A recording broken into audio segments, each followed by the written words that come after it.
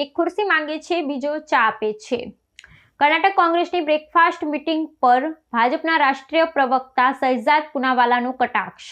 કર્ણાટક કોંગ્રેસમાં મુખ્યમંત્રી સિદ્ધારમૈયા અને ઉપમુખ્યમંત્રી ડીકે શિવકુમાર વચ્ચે ચાલી રહેલા સત્તા સંઘર્ષ અને અઢી વર્ષની મુદ્દત બાદ મુખ્યમંત્રી બદલવાની અટકળો વચ્ચે બંને નેતાઓ વચ્ચે યોજાયેલી બ્રેકફાસ્ટ બેઠક પર ભારતીય જનતા પાર્ટીએ આકરા પ્રહારો કર્યા છે।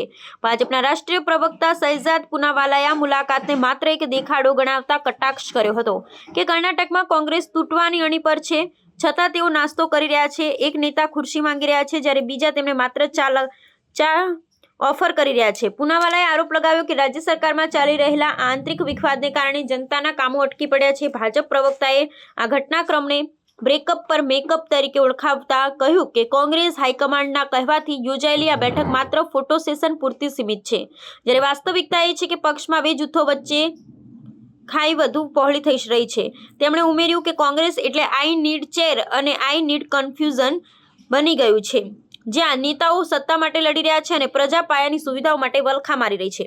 ઉલ્લેખનીય છે કે સિદ્ધારમૈયા અને શિવકુમાર વચ્ચે અઢી વર્ષ બાદ સત્તા હસ્તાંતરણના કથિત કરારને લઈ છેલ્લા કેટલાક સમયથી રાજ્યના રાજકારણમાં ગરમાવો આવ્યો છે।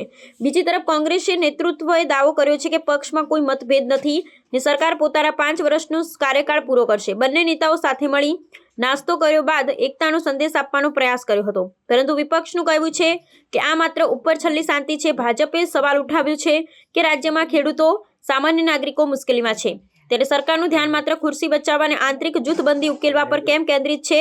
આ રાજકીય દમશાણ વચ્ચે રાજ્યના વહીવટી તંત્ર પર માઠી અસર પડી રહી હોવાના આક્ષેપો પણ થઈ રહ્યા છે। ब्रेकअप के बाद अब ब्रेकफास्ट किया जाएगा, ऑप्टिकल इल्यूजन क्रिएट किया जाएगा कि सब कुछ ठीक है। कर्नाटका में इतना बड़ा ब्रेकअप हो गया है, अब ब्रेकफास्ट कर रहे हैं। ब्रेकफास्ट में एक बोल रहे हैं कि हमको चेयर चाहिए, दूसरा बोल रहे हैं चाय लेकर चले जाओ। और ये ब्रेकफास्ट के मेनू कार्ड में जनता कहीं नहीं है, गवर्नेंस कहीं नहीं है, ना पॉटहोल्स है, ना ट्रैफिक की इशू है, ना इकोनॉमी की इशू है, ना इंफ्रास्ट्रक्चर की इशू है, ना किस प्रकार से करप्शन बढ़ता जा रहा है ये इशू है, ना किसान इशू है, केवल सत्ता, नॉट जनता। और इसीलिए आज ये ब्रेकअप मोड में पार्टी ब्रेकफास्ट मोड पे आकर केवल ऑप्टिकल इल्यूजन क्रिएट कर रही है।